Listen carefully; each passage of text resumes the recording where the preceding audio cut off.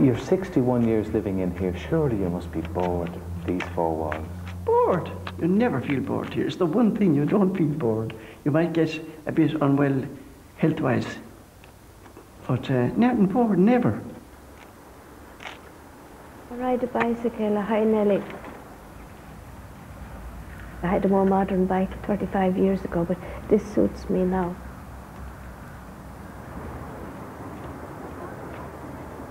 You've nowhere to go.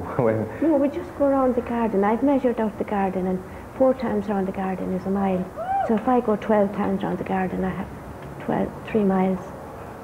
And there is a variety of walks in the garden. You've gone under trees at one stage.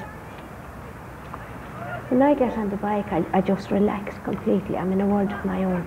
I suppose you could say that's my relaxation. I would be so relaxed I would nearly run the bike up a tree.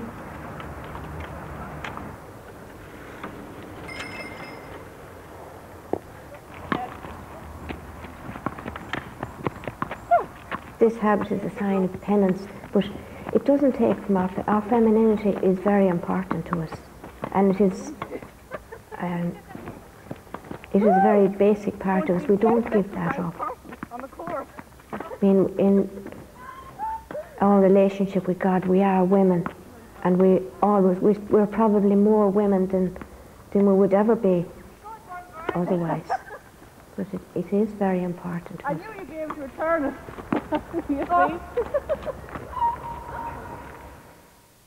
Very often that kind of question would be put to me, like, you've given up all your womanhood, in a sense, not having family, not getting married and that.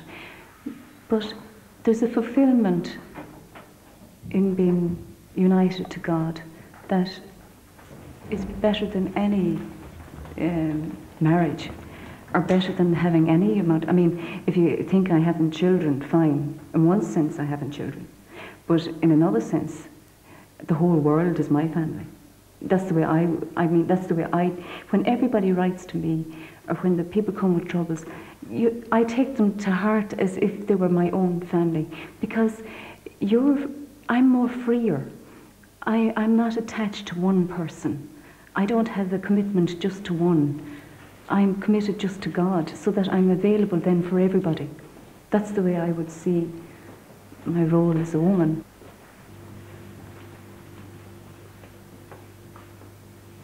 We don't have mirrors except a very tiny one to make sure your veil is straight.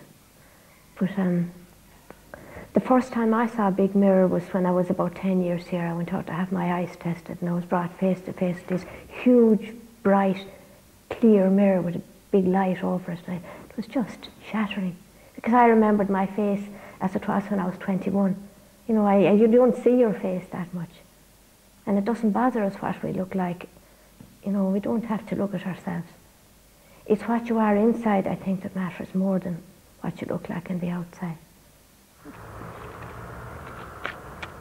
You're 61 years in here. No, say it lightly. Women don't like their ages told. And I'm going to tell it to the whole world now. Yes, I'm over 60 years, 61 years here. And, it has gone like a sigh. And you see, one day, I didn't realize I was getting older, that I was old, until one day a lady called here. She had been a companion of mine in the Franciscan choir in Limerick, and she told me her daughter was getting married. So I said, maybe I'd have known the man. I said, or his parents. I said, well, I've known the man. And she said, well, I'll tell you, Dilly, now, she said to me, you'd have known his grandfather. And I nearly dropped it. It was the first time in my life that I realized I was old, or getting old.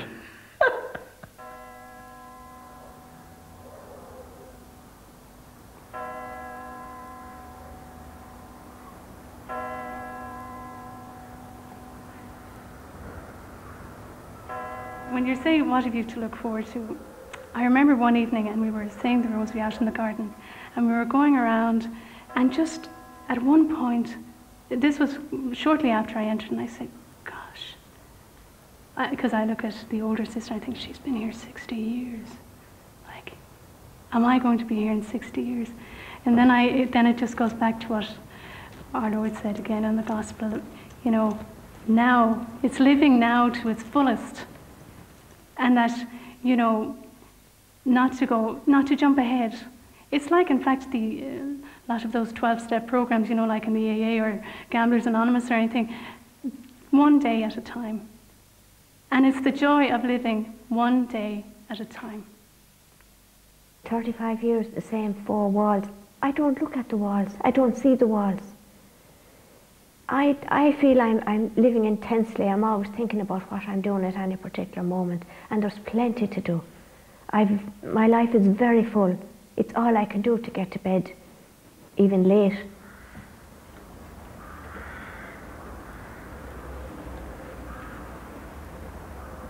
The enclosure is a symbol. It's a symbol of sacrifice. You don't think, when you make that sacrifice, I didn't think of how much the consequences was.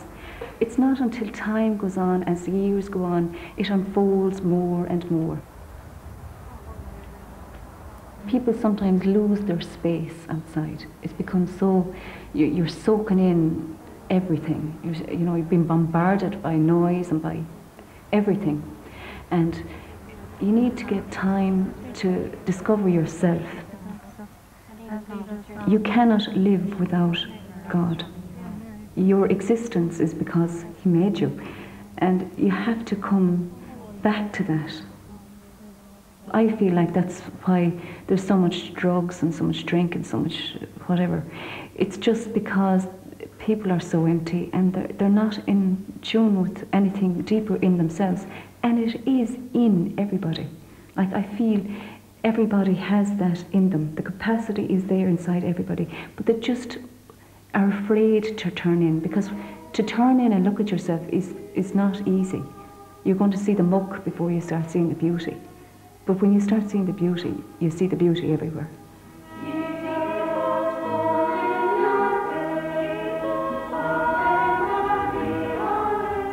People outside have lost their space.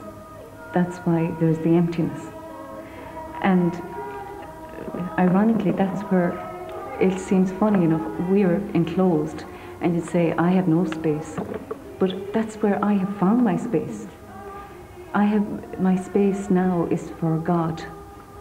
And I have more space than I would ever have had, you know what I mean, than when I was outside.